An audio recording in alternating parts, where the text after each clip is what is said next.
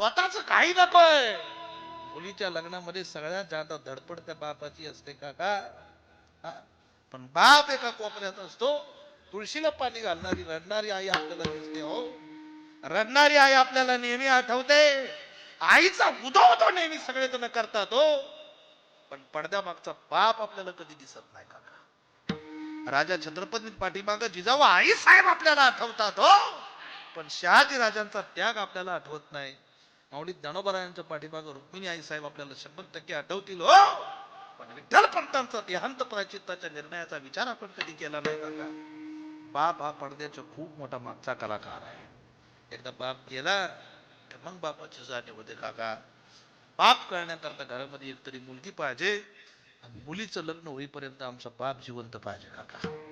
बाप आणि मुलगी एक अतूट प्रेमाचं नातं आहे. तुम्ही बघा, एकुलता एक मुलगा मरू द्या, तो बाप कधी रडत नाही. पण मुलगी वाट लावताना तो बाप भर मंडपात रडल्याशिवाय राहत नाही.